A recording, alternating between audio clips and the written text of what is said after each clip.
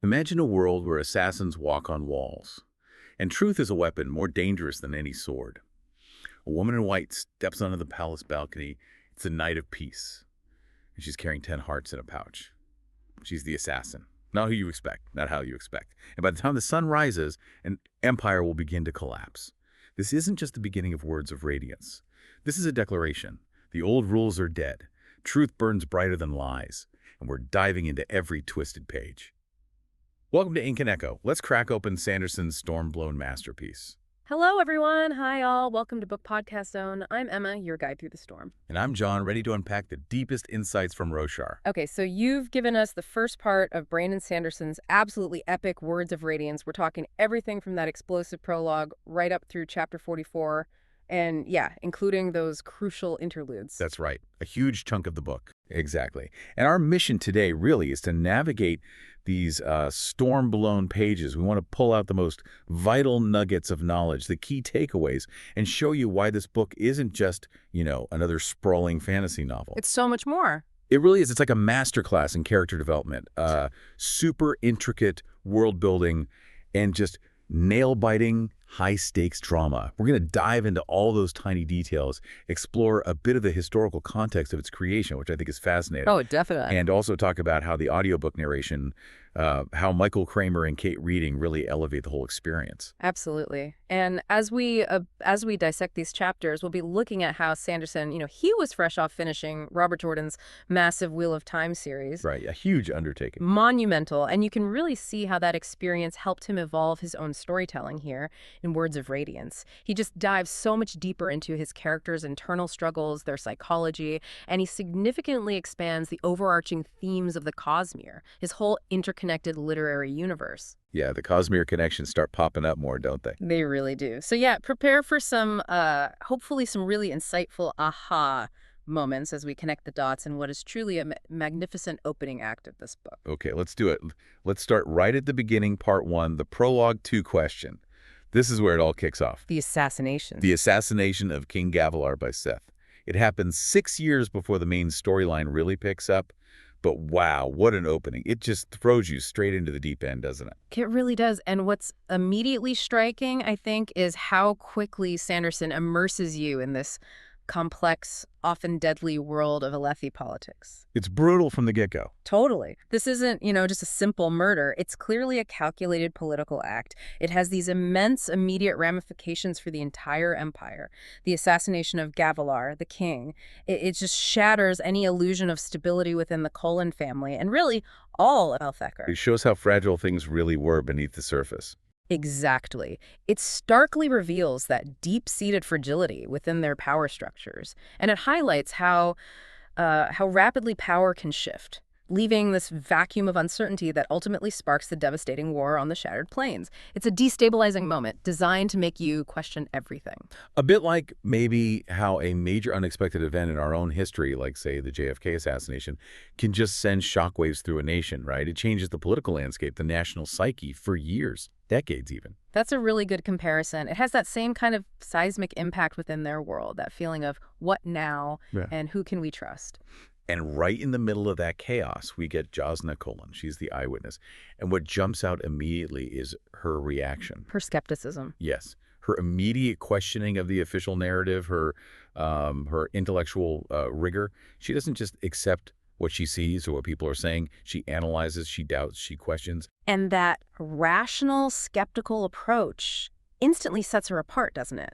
Especially in Roshar, which often feels so steeped in tradition, superstition, maybe even blind faith sometimes. Definitely. Jasnah's perspective challenges not just the immediate assumptions of the characters around her, but ours too, as the reader or listener. She's constantly pushing for deeper truths, demanding evidence, logical consistency. It's almost like watching an investigative journalist or, a scientist in our world rigorously scrutinizing information, refusing to accept the easy answer, especially when it comes to politics or power. Yeah, she embodies that critical thinking, that refusal to be swayed. It's so core to her character right from the start. Absolutely fundamental. But it's not just political intrigue, is it? There are these subtle kind of chilling hints of something much older, much darker lurking in the background. The Parshendi. Exactly. Their actions, their cryptic statements, they start to foreshadow these larger ancient threats that go way beyond the immediate human squabbles. And that immediately elevates the stakes, doesn't it? It tells you this isn't just a war between human factions. The subtle hints about the Voidbringers, these ancient, almost mythical, malevolent entities that everyone thought were long extinct. Right, legends. Pretty much. Their introduction, even this early on, suggests the war is far from a simple dispute over territory or vengeance. It implies this much grander, more ancient struggle is simmering beneath the surface. It tells you the true nature of the conflict is probably far more cosmic, more existential than anyone realizes yet. It sets that epic scope for the whole Stormlight archive right there in the prologue. It really does. It plants that seed of a deeper, more profound threat. And thinking about when this was written, Sanderson worked on this prologue while he was deep in the trenches finishing The Wheel of Time, right? Between 2009 and 2013. Yeah, that's the context. Words of Radiance came out from Tor Books in March 2014, but they actually released previews, including parts of this, back in December 2013, so the anticipation was building. You can almost feel the influence of him wrapping up Jordan's massive series, can't you? Oh, absolutely. Concluding The Wheel of Time must have been an incredible boot camp in epic fantasy storytelling, handling that massive, multi-perspective narrative, the dense political threads, the vast history. You see that mastery applied here immediately. He hits the ground running. He really does. The skill to introduce these intricate systems, these complex characters, and foreshadow conflicts that will play out over multiple books right from page one. That feels like a direct result of that intensive experience. And the audiobook listeners get a real treat here, too. Kate Rading as Jasnah versus Michael Kramer as Seth.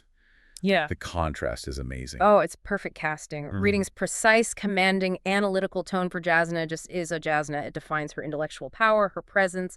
And then Kramer gives Szeth this chilling, gravelly, almost whispered voice. Ethereal, yeah. Ethereal is a good word. It creates this incredible sense of a silent, terrifying, almost inhuman force. He's the assassin in white, shrouded in mystery and deadly power. The dynamic pacing between them is crucial too, isn't it? Absolutely crucial. Together, they just immerse you in that stormy, tense night. The narration amplifies the tension, makes it gripping right from the start.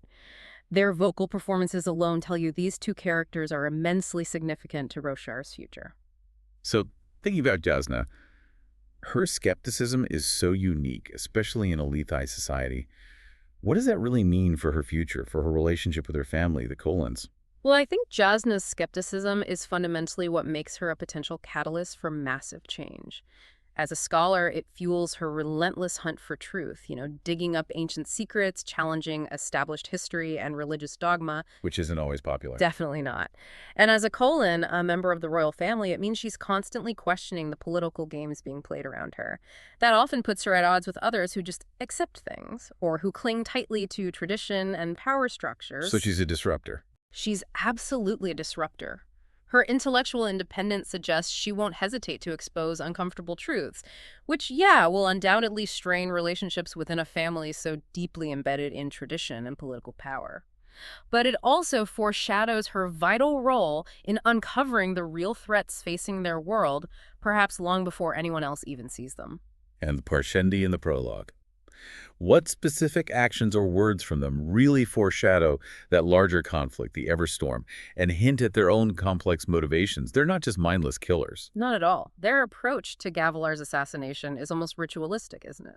They have specific chants, they talk about the rhythms, they make these cryptic references to Gavilar having betrayed them somehow. Right, suggesting a history there. Exactly. It immediately points to a conflict that runs much deeper than just the current war. It suggests ancient agreements might have been broken, that there's a hidden, perhaps spiritual dimension to their actions. It implies they're not just antagonists, but a people with their own profound history, their own grievances. And connection to Roshar itself. Yes, their unique connection to the natural rhythms of the planet. All these elements hint at their complex motivations and foreshadow their desperate role later in summoning the Everstorm, this cataclysmic tempest that literally changes the nature of life on Roshar. It paints them as complex characters driven by a desperate history and their own spiritual beliefs, not just monsters. And just bringing it back to the audiobook for a sec. Yeah. How do Kramer and Reading's voices and that pacing really define these characters for you as a listener right from the start? It's incredibly effective. Kramer's portrayal of Seth, that almost unfeeling ethereal force. Combined with writing's sharp, intelligent, questioning tone for Jasnah, it immediately establishes their core identities without needing pages of description. You hear who they are. Precisely. The rapid shifts in perspective in the prologue, the quick, impactful delivery of key lines, it creates this palpable sense of urgency and danger. The vocal contrast doesn't just narrate the scene, it performs it. It draws you into the emotional and intellectual core of that moment, making Jasnah and Seth instantly memorable and setting the stage for their complex journeys. You immediately sense their opposing natures and their importance. It's a powerful way to kick off an epic. Wow, yeah. That was just the prologue, and like you said, we're already in deep, so much packed in there. To keep getting these Stormblown insights, please remember to like, subscribe, and share for more updates. Definitely helps us keep bringing these deep dives to you. Okay, moving on. Let's dive into Shallan's journey now. We're looking at a cluster of chapters here. Chapter 1, Santhid, Chapter 3, Pattern, then Chapters 6 through 9, which have those flashbacks, Chapter 10, The Lantern, and Chapter 13, The Day Was Wet. These really establish her, don't they? Her artistry, her secrets, her identity. They absolutely do. Shallan Devar's introduction, starting right there in Chapter 1, Santhid, aboard the ship Wayne's Pleasure. It immediately defines her through her sharp wit and her incredible artistic talent. Her sketching is key. It's more than key. It's fundamental. It's not just a hobby. Sanderson explicitly shows it as her primary way of processing the world. It's a tool for observation, for understanding, for memory. Yeah, she studies things through drawing them. Exactly. This initial portrayal establishes her resourcefulness, her intellectual curiosity. She uses art to scrutinize details, remember faces, piece together information, and that directly foreshadows her abilities as a Lightweaver, doesn't it? One of the Night Radiant orders, able to create illusions by manipulating light and sound. It's like her art is the foundation for her magic. Precisely. It's almost like comparing her to a young, aspiring artist, maybe trying to get a scholarship to a top art school in, say, New York or Chicago. They're using their art not just for expression, but as a tool for survival, for discovery, a way to navigate a competitive world and maybe unlock a hidden path for themselves. Her art is her way forward. And it's in Chapter 1 and then really deepening in Chapter 3, Pattern, that we see her starting to bond with Pattern, her spren, those first tangible steps. Yeah, Pattern, the sentient little manifestation of, well, patterns and truths and lies, it seems. This hints at her Lightweaver powers and the really profound nature of these spren-human bonds in the Cosmere. It suggests she has this potential even before she knows what it is. Exactly. This early connection is incredibly significant. It implies this deep, inherent potential within Shallan. And the nature of these bonds is so central to the magic system. This budding relationship suggests her powers aren't just a skill she learns, but an intrinsic part of who she is, tied to this unique, sentient being. A partner, almost. A partner, yes. It hints at a partnership that will guide her development, both magically and personally. And as that bond deepens, especially in Chapter 3, her natural curiosity really drives her to explore these nascent powers. But she has to hide it, right? Because of her past. That's the conflict. Her exploration is totally intertwined with this deep need for secrecy. She's hiding this incredibly traumatic past, her family's dark history. It forces her to keep her true abilities and her discoveries completely under wraps. So her experiments with illusions, with soul casting, changing things from one substance to another, is not just about cool magic tricks. Not at all. It's a direct reflection of her internal conflict. She's seeking knowledge to survive, to figure things out, but she's simultaneously hiding truths to protect herself and what's left of her family. It's a constant balancing act. Going back to Chapter 1 for a moment, that encounter with the Santhid, that giant bioluminescent creature. It's more than just a cool monster, isn't it? Oh, absolutely. It's a brilliant piece of world building. It vividly showcases Roshar's truly unique and wondrous ecology.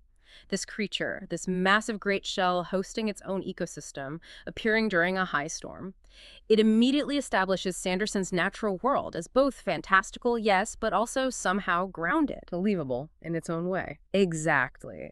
Filled with immense, awe-inspiring, sometimes dangerous wonders. It tells you this planet is teeming with hidden life and mysteries, far beyond just the human conflicts happening on the Shattered Plains. It reminds me a bit of like seeing footage of those bizarre bioluminescent creatures from deep-sea explorations. Or maybe the wonder someone might feel seeing a blue whale breaching off the California coast for the first time. That sense of Wow, this world is bigger and stranger than I thought. That's a perfect analogy. It captures that sense of awe and the vastness of the unknown, highlighting the mystery even within our own world, just like Shallan experiences on Roshar. And again, thinking context. Tor previewed Chapter 1 in early 2014. It really shows Sanderson's evolving world building, doesn't it? Drawing from Mistborn systems, maybe even marine biology. You can definitely see that. He's not just creating monsters, he's designing an entire interconnected ecosystem. He often pulls from real-world scientific principles, physics, biology, and then adapts them to his fantastical settings. That dedication to internal consistency and sort of ecological realism, even with magic, is such a hallmark of his work. You saw it in Mistborn, and it's even more prominent here. And Kate Reading's narration for Shallan, it just nails that energetic, quick-witted personality, right? And Pattern's voice is so unique. Oh, her performance is fantastic. She makes that sea journey feel incredibly vivid, immersive. Her ability to convey Shallan's internal monologues full of sharp observations, but also those hidden anxieties, while also giving Pattern that distinct, almost buzzing, geometric, otherworldly voice. It's outstanding. It really brings their relationship to life. It does. It captures Shallan's wit, her vulnerability, and that growing, often confusing bond with her spren. It definitely enhances your connection to them as a listener. Okay, so then we get into Chapter 6 through 9 and Chapter 10, The Lantern. These dive deep into Shallan's flashbacks, revealing some really heavy family trauma. How do these flashbacks shape her present actions, her tendency towards deception, her need for secrets? These flashbacks are absolutely crucial. They're not just, backstory dumps. They reveal a childhood steeped in trauma, violence, deception, and this constant crushing need to hide terrifying family secrets, particularly involving her father. It explains so much about her. It explains everything. This environment forced her to develop this intricate web of lies, this mastery of manipulation, just to survive. So her present-day tendency towards deception, it isn't really malicious. It's a deeply ingrained coping mechanism. It's how she learned to navigate the world. And her pursuit of secrets now. It's driven by that past. A desire to understand, maybe to control, the chaos of her own history, which mirrors her family's buried truths. The flashbacks show us her current actions are direct consequences of a past where telling the truth was dangerous and hiding was essential for survival. It forged her into this complex character, incredibly vulnerable underneath, but also possessing this remarkable, sharp cunning. And Pattern's role in all this, his guidance, his weird pronouncements, what does that tell us about Spren and Lightweavers? Pattern's developing communication is fascinating. His strange, almost philosophical statements about truths and lies, his direct involvement as Shallan explores her powers. It reveals that Spren are far more than just, magic batteries. Got sentient? Deeply sentient and tied to fundamental concepts like truth, lies, patterns, ideas. Their bond with humans is a true partnership, focused on understanding and manipulating those concepts. Pattern's guidance suggests lightweaving isn't just about making pretty illusions. It might be about revealing hidden realities or even creating new truths. Which deepens the mystery. Hugely. It positions the Spren not just as allies, but as keys. Keys to unlocking the true potential of the Radiance, and maybe even understanding the underlying mechanics of the entire Cosmere.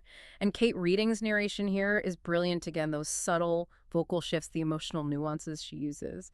You immediately distinguish between Shallan's present-day scheming persona and the raw vulnerability revealed in the flashbacks. It makes her whole journey feel incredibly real and complex. Okay, then, Chapter 13, The Day Was Wet. Shallan's now at the Shattered Plains navigating these complex social dynamics, and she's really leaning into deception, using Pattern to help. How does this show her growth, maybe her Lightweaver potential, outside of just fighting? This chapter feels like a significant turning point for her development, doesn't it? She becomes much more comfortable, almost proactive, in using her wit and her emerging abilities for social maneuvering, for information gathering. Playing the game. Exactly. Playing the intricate social game of the Alethi war camps. It's here that the lines between truth and lie, between her natural cleverness and her Lightweaver potential, really start to blur. This chapter clearly shows her growing confidence, her skill at manipulation, not necessarily in a negative way, but strategically. It hints at the vast potential of her Lightweaver abilities, like crafting illusions or subtly shaping perceptions, in a purely social, non-combat setting. Think about navigating the complex social hierarchies and political games in, say, Washington, D.C., or even high-stakes corporate environments.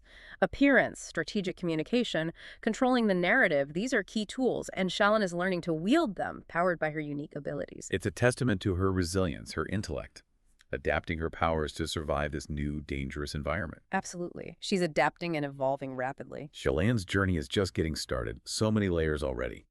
Remember, everyone, to like, subscribe, and share to stay updated on her unfolding truths and tangled secrets. Please do. It helps us keep exploring these amazing characters. All right, let's pivot now. Let's talk about Kaladin, starting with Chapter 2, Bridge 4, and Chapter 5, Ideals. He's in a completely new situation now, Dalinar's bodyguard captain. But he's still grappling with everything, isn't he? Leadership, his powers, his past. Oh, absolutely. Kaladin's struggle is so central, and it's deeply internal. It's incredibly poignant, I think. He's trying to balance the immense duty of this new position, protecting Dalinar Kholin, one of the most important men in the world, with the profound, crushing trauma of his past as a bridgeman. That experience haunts him. Constantly. This internal conflict, his ingrained desire to protect people versus his deep-seated cynicism, his pain, his distrust, especially of Light Eyes, it hugely affects his leadership style. He struggles to trust, especially authority, but his actions are always driven by this unwavering need to protect those under his command, the men of Bridge 4. And that inspires incredible loyalty, despite his own demons. It does. It's a fascinating dynamic. It reminds me, in a way, of the challenges faced by some military veterans who move into leadership roles back in civilian life, especially those dealing with PTSD or moral injury. Their past experiences can sometimes hinder them, but they can also deeply inform their ability to lead with empathy, to really care for their teams because they understand suffering. You see that complex mix in Kaladin. And Syl is right there with him through all of this. She's more than just a source of power. So much more. Syl, his honor sprung.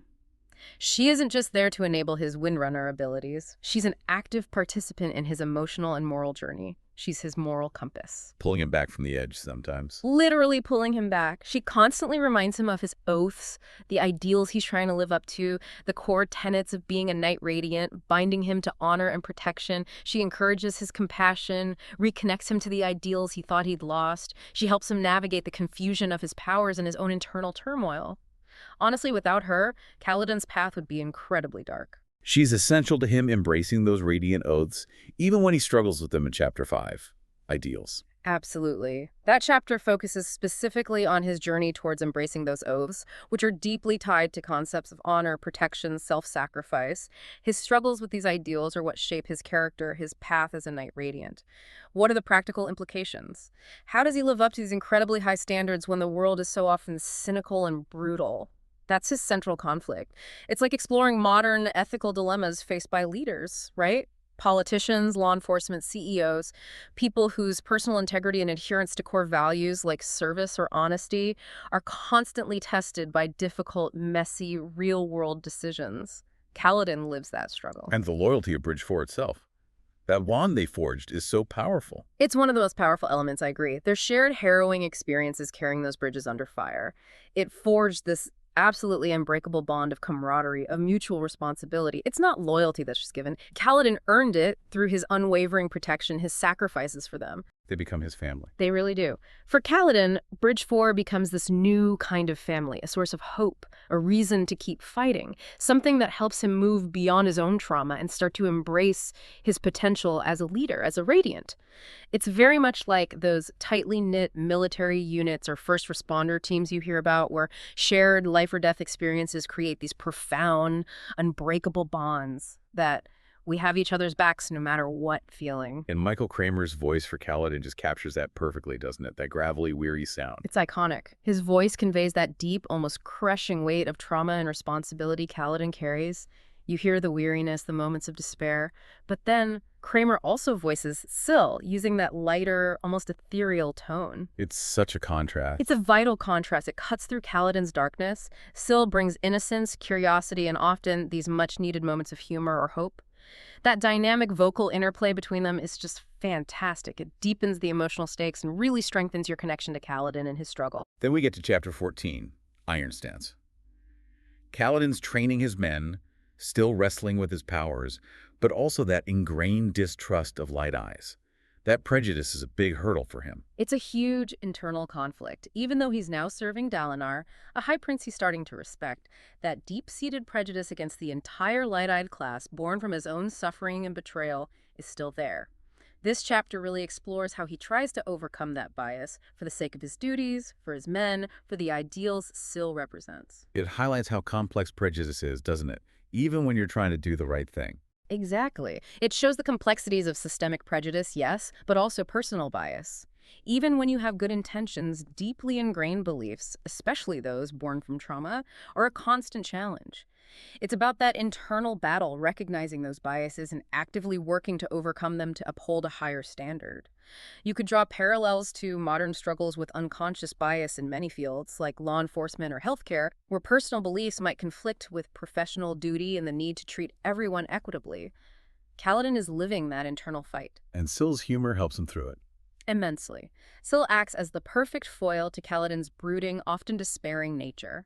Her innocent perspective, her sometimes childlike wonder, her playful humor, it constantly cuts through his darkness. It gives him moments of genuine lightness, a fresh perspective. Without her, seriously, Kaladin would likely just sink under the weight of it all. Her character provides such essential emotional balance to his storyline, reminding both Kaladin and us, the listener, that even in the darkest times, there's still light, still hope, still something worth a wry smile. Kaladin's battles are definitely not just external ones, so many internal struggles. For more insights into his journey, his O's, and Bridge 4, definitely like, subscribe, and share. Yeah, keep following Kaladin's path with us. Okay, let's shift gears again and talk about Dalinar Kholin. His path, particularly starting with Chapter 4, Taker's Secrets. He's navigating these treacherous Alethi politics, but he's increasingly guided by those strange, prophetic visions he gets during high storms. Right. Dalinar's primary drive, as we've seen before, is this unwavering sense of duty. Duty to Alethkar, duty to his family, duty to honor itself, really. But these visions, they're becoming more vivid, more specific, seemingly connecting him to Roshar's deep past and potentially the wider Cosmere. They're changing him. They're forcing him to question everything. Traditional paths, Alethi codes, the endless war.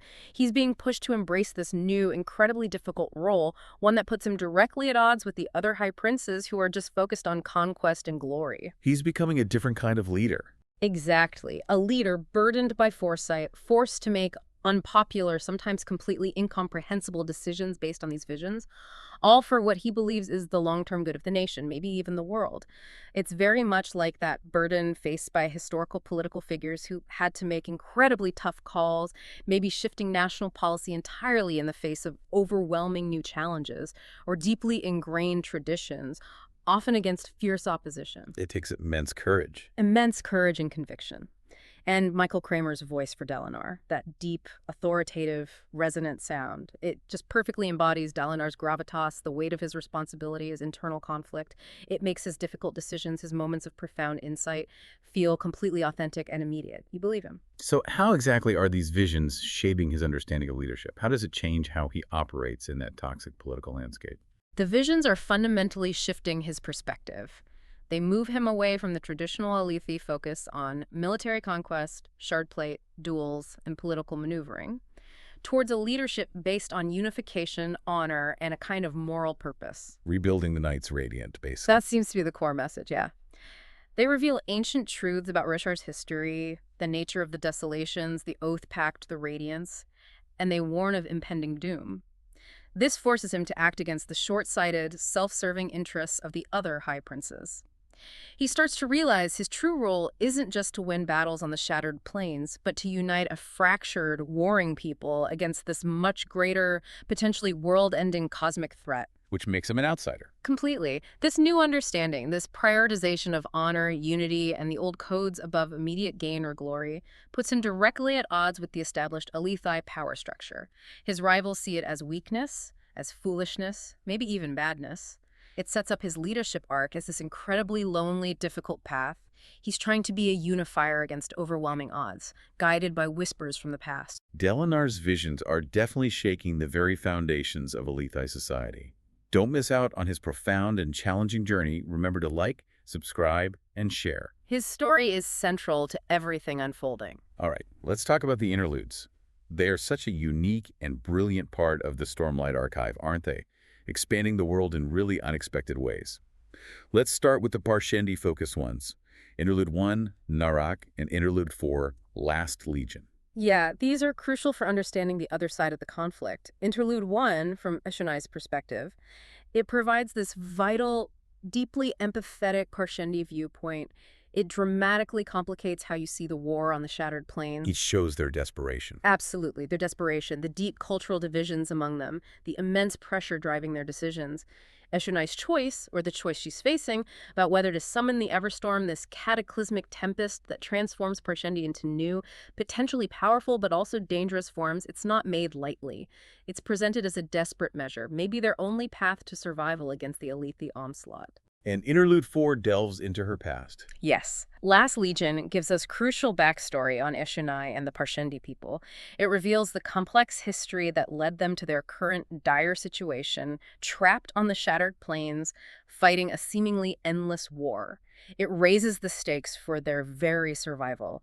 Learning about Eshonai's past, her previous forms, her people's history, it completely changes how you perceive the Parshendi. They stop being just the enemy. Exactly. You start to understand their ancient grievances, their cycles of transformation, different forms for different tasks or times, their unique cultural identity that they feel is fading.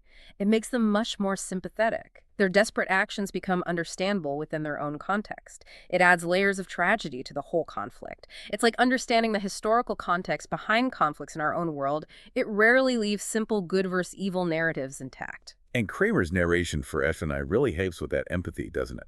Oh, definitely. His somber, weighty narration for Eshonai in both interludes perfectly conveys the immense burden of her decisions, the tragedy of her people's plight. He turns a potentially alien character into someone you can really feel for, someone facing impossible choices. So digging into those motivations, what specific cultural pressures or beliefs are really driving them to consider something as drastic as summoning the Everstorm? Eshonai's perspective reviews it's driven by this desperate need for cultural survival and a longing to regain something they believe they lost: their history, their power, their connection to their gods, or the rhythms of Roshar. They feel trapped, diminished by millennia of conflict with humans, having forgotten their true forms and purposes. Yeah. The Everstorm is presented almost as this mythical, radical solution, a huge gamble, a way to reclaim their ancient power, their true identity, perhaps break free from the cycle, or face extinction. It's a decision born from desperation, yes, but also from cultural memory, from spiritual belief, and the immense pressure to protect their dwindling people and way of life, even if it means unleashing something catastrophic upon the entire world. The weight of their history, the tragedy of their choice, it resonates deeply. It shows them as a people pushed to extremes just to preserve their heritage and escape what they see as oppression. Okay, let's look at two other interludes that expand the world in different ways. Interlude 2, 5, and Interlude 3, Risen. Yeah, these are great examples of how the interludes broaden the canvas. Interlude 2, focusing on why, the humble shoemaker in Igori. It's brilliant because it expands the world beyond the main players, beyond the war camps and palaces. It shows that Spren connections, the potential for Knights Radiant, aren't limited to the famous or the powerful. They're happening everywhere. Exactly. Among ordinary people in unexpected places, Rhyme's story emphasizes quiet kindness, empathy. He has this Spren bond. He can use progression, a form of surge binding, to heal minor injuries, and he uses it simply to help the poor children in his city. It's about the profound power of small, quiet acts of compassion. It implies the Radiant resurgence is bigger than just Dalinar or Kaladin. Much bigger. It suggests it's a widespread phenomenon bubbling up across Roshar, highlighting the hidden depth within its diverse populations and the pervasive nature of these magical connections. It connects to that idea of everyday heroes in our own world, right? Teachers, social workers, community organizers, people who quietly make a profound impact through empathy and unexpected strengths, often without seeking recognition. Wyme has that quiet heroism. And then Risen's interlude takes us even further afield. Completely different feel. Ryson's trading journey, sailing to the Reshi Isles. It highlights the sheer vastness and variety of Roshar. Different cultures, different ecologies, different ways of life. It really emphasizes themes of discovery, trade, the challenges of intercultural communication, and the critical need for adaptation when you're in unfamiliar, sometimes dangerous environments. It makes the world feel huge and connected. It really does. Her mercantile expeditions contribute significantly to that sense of global connectivity within Roshar. You see how different cultures interact, how goods and knowledge move across the planet. It's like reading accounts of historical frontier traders or explorers mapping unknown territories, that sense of venturing into the unknown, navigating different customs, facing unexpected dangers. Ricin embodies that spirit of exploration and adaptation. And Kate reading narrates Ricin, Right. capturing that adventurous spirit. Yes, and she does it wonderfully. Her vibrant narration really captures Ricin's determination, her curiosity, her moments of fear and resilience. It brings Ricin's unique journey and her interactions with these very alien cultures and environments to life for the listener, making it feel immediate and immersive. So how do these interludes, Humum's quiet kindness, Ricin's exploration, really enhance the overall world building? And what do they suggest about Radiance maybe popping up everywhere? They act like crucial windows into the broader tapestry of Roshar. They deliberately shift focus away from the main plot lines centered on the Shattered Plains and Alethkar. They introduce new regions like Eyrie or the Reshi Isles, new cultures, different economic systems, unique magical phenomena. It makes the world feel incredibly vast, complex, and genuinely lived in. Not just a backdrop for the main story. Exactly. Wyme's story specifically strongly implies that Spren are awakening and seeking out individuals across all walks of life, all cultures, not just warriors or scholars. It suggests the return of the Radiance isn't just a few isolated cases involving our protagonists, but potentially a fundamental planet-wide event. It gives a sense of this organic, widespread resurgence, which really enhances the scale and the urgency of the changes coming to Roshar, and Ricin's journey complements that by showing the sheer diversity of the world these changes are happening in. Fascinating. Okay, then we have Interludes 5 through 7. These introduce even more characters. Lift, Seth again, expanding the scope even further, hinting at more lore. Yeah, these later interludes are masterful in how they subtly keep broadening the world and deepening the mysteries. They introduce wildly different perspectives, like Lift, the young irreverent thief in Azir who can metabolize food directly into investiture, the magical energy of the Cosmere. She's completely unique. Totally unique. And her interlude gives us glimpses into different radiant orders. She seems to be forming a bond related to the Edge Dancers, different kinds of Spren, Windle, her cultivation Spren, and even hints at other cosmic powers beyond the main conflict, like cultivation. It challenges our assumptions about how surge binding works, showing it can manifest in quirky, unexpected ways, not just combat applications. And Seth's interlude. More darkness there. Much darker. His interlude delves deeper into his tragic backstory as Truthless of Shinovar, bound by oath to obey whoever holds his oathstone. We learn more about Shin culture, their history, their isolationism, and crucially, more about the nature of Seth's abilities. The Honor Blades, blades wielded by the Heralds granting surge binding without a Spren bond, and the lingering, terrifying threat of the Voidbringers embodied in his very existence as this unstoppable, unwilling weapon. So these interludes aren't just side stories. Not at all. They might seem tangential at first, but they are vital. They connect to the larger narrative by foreshadowing future events, introducing characters who will become much more prominent later, like Lift, or revealing hidden facets of the world's magic, its history, and the true nature of the cosmic conflict. They subtly drop hints about Radiance, Spren, Voidbringers, the shards of Adonalsium, deepening the overarching mythology and making you realize the story's even bigger than you thought. And the variety of voices needed for the audiobook must be key here too. Absolutely. Kramer and Reading's ability to create distinct voices and personalities for each interlude character, Eshonai's gravity, Yim's gentleness, Ricin's determination, Lift's irrepressence, Seth's chilling emptiness is crucial. It ensures each interlude feels unique and memorable, enriching the tapestry of Roshar immensely. The world of Roshar just keeps getting bigger and bigger.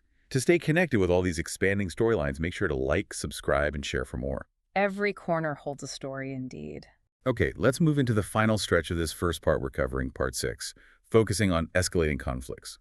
Starting with Chapter 12, Hero. This really puts Adolin Kholin center stage. His dueling, his charm, his betrothal to Shallan. Yeah, Chapter 12 is a fantastic showcase for Adolin. He is so deeply rooted in Alethi traditions, isn't he? Honor, dueling, political alliances through marriage. It's all part of his world. He navigates this complex environment where social standing and martial skill, especially with shard plate and shard blades, are absolutely paramount. He seems to balance duty and his own desires quite well, at least initially. He tries. The chapter highlights that balance, his genuine charm and perhaps growing feelings for Shallan versus his unwavering duty to his father, Dalinar, and the expectations placed upon him as a Kholin heir. His dueling prowess isn't just for show, though it is spectacular. It's a public performance of skill, of honor, of adherence to Elithai aristocratic values. It tells you so much about Elithai society's obsession with glory, martial superiority, and the power symbolized by shards. It's like comparing him to maybe a star athlete or someone from a prominent political family in the U.S.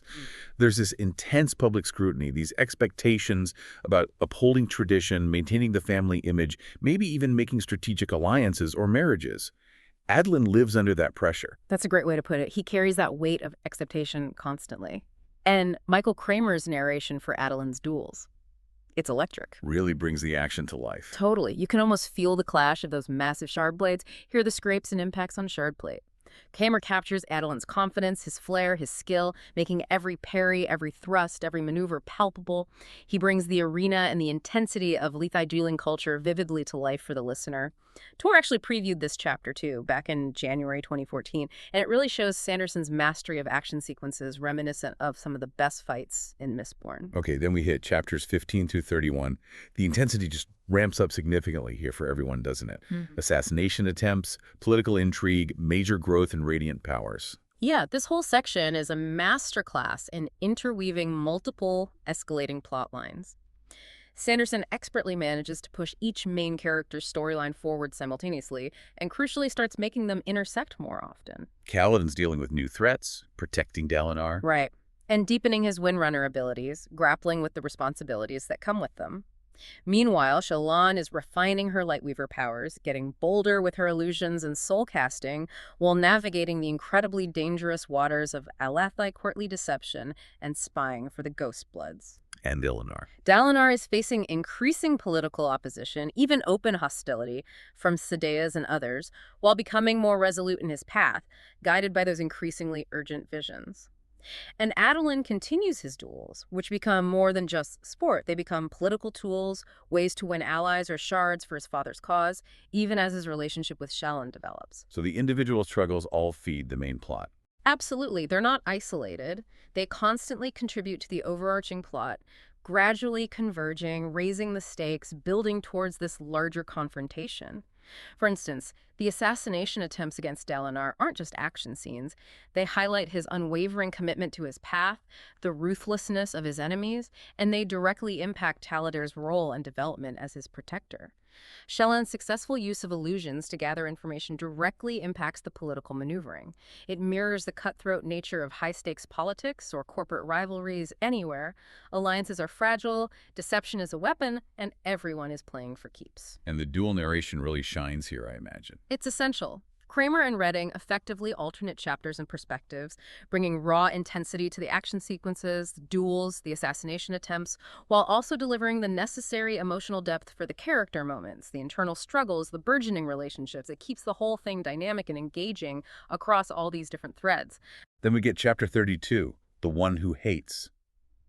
This feels like a massive turning point, especially for Kaladin. He faces this mysterious, incredibly powerful threat while protecting Dalinar. Yeah, this encounter is pivotal. It pushes Kaladin way beyond what he thought his limits were. He's forced to rely completely on his nascent Windrunner abilities, pushing him further than ever before in this absolutely desperate fight for survival, not just his own, but Dalinar's. It's a brutal test. It's more than a physical challenge. It's a profound test of his commitment to his oaths, his role as a protector, his willingness to stand against impossible odds. This intense, desperate fight against an overwhelming threat which we strongly suspect is one of the Fused, an ancient enemy returned Dalinar. It really resonates with those stories of incredible heroism, doesn't it? Like first responders facing unprecedented dangers during a disaster, or soldiers in critical combat situations where courage, training, and sheer will are pushed to their absolute limits. And Kramer's narration. Yeah. You mentioned it before, but here especially. It's absolutely masterful in this chapter. He infuses Kaladin's desperate struggle with such raw intensity, such urgency. You can almost feel Kaladin's exhaustion, his pain, the shattering impacts, the pulse-pounding pace Kramer sets, his visceral delivery. It captures the incredibly high stakes, making every blow, every surge of Stormlight, every moment of near defeat incredibly impactful and gripping. You're right there with Kaladin, holding your breath. What does this mysterious enemy reveal about the Voidbringers? It's more than just Parshendi in Stormform, right? Oh, definitely. This threat demonstrates terrifying power, immense strength, flight that defies gravity in ways Kaladin is only beginning to grasp, and this chilling, almost supernatural resilience. It shrugs off attacks that should be devastating, its unyielding nature, its clear malevolence, and its laser focus on killing Dalinar. It suggests a strategic intelligence, an ancient hatred far beyond simple aggression. So it hints at the true enemy. Strongly.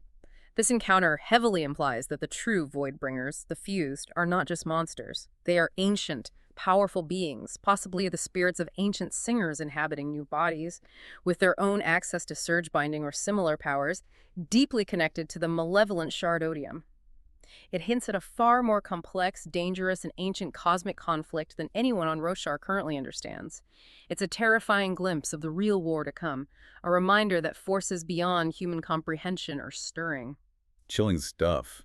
Okay, that brings us to the final block of chapters for this deep dive, chapters 33 through 44. This is really the climax of part 1 of the book. Everything seems to accelerate here. Absolutely. This section is where all those major character arcs we've been tracking are truly accelerating, and their paths are starting to seriously collide and intertwine. It creates this dramatic, powerful build-up towards the end of this first major act of the book. We see Shallan's schemes paying off, Kaladin's training intensifying. Exactly. You get specific examples where Shallan's risky deceptions and investigations yield significant results, uncovering crucial information about the Ghostbloods, Urithiru, and the Parshendi. Kaladin's bond with Scylla strengthens dramatically, unlocking new levels of his Windrunner abilities as he pushes himself in training and protecting Dalinar. Dalinar's visions become even more urgent, driving him towards bolder actions to unify the High Princes, despite the massive resistance. And Adolin's duels continue, carrying even more political weight. It feels like Sanderson is weaving everything together for a big payoff. He is. It's a masterclass in converging multiple narratives into a cohesive, escalating whole. And the core themes we've discussed, trust, sacrifice, power, they're constantly at the forefront in these chapters. Characters are forced into incredibly difficult choices, often demanding immense personal sacrifice. Revealing their true natures. Precisely. Their choices reveal who they truly are under pressure, and they show the depth of their commitment to their ideals or goals. And as their powers grow, Kaladin's surge binding, Shallan's light weaving, even Dalinar's growing authority, it brings greater responsibility, more profound moral dilemmas, and higher stakes. Are there major plot twists or character revelations here? Oh, definitely. Without giving away everything for those who might be reading along, this section contains significant revelations about Shallan's past and her developing abilities, major steps forward in Kaladin's understanding of his oaths and his bond with Bridge 4, and Dalinar making some incredibly bold, almost revolutionary political moves based on his visions and principles. These twists and revelations really drive the narrative towards its midpoint climax and set the stage for the chaos we know is coming in the second half. It's clear we're building towards something huge. This section really reflects Sanderson's ambitious plan for the whole Stormlight archive. You can feel the long game being played. And the audiobook brings it home. Reading Shallan, Kramer's Dalinar. They nail it. Reading captures Shallan's heightened emotional state, her vulnerability mixed with growing determination, perfectly. Kramer delivers Dalinar's commanding presence, his internal struggles, and his moments of profound conviction with incredible authority. Their performances ensure this whole climactic section is vivid, immersive, capturing the full range of emotion, tension, and authority that makes these chapters so powerful. Wow. What an incredible build-up to the midpoint of the book. We've covered so much ground in this first half. We're through part 1. But don't forget to like, subscribe, and share for more as we get ready to tackle the rest. Yeah, the storm is definitely rising. Kaladin has survived the chasms. But can he survive what he's becoming? Shallan's truths are unraveling faster than her lies can hold, and she's about to discover that knowledge doesn't just illuminate, it shatters. In Dalinar, he's found unity in the storm. But the real test, the real war hasn't even begun. You think the first 44 chapters were brutal? That was just the wind-up. What comes next will change everything. Stick with us for part 2 of Words of Radiance. Stormlight's rising, and so are the stakes.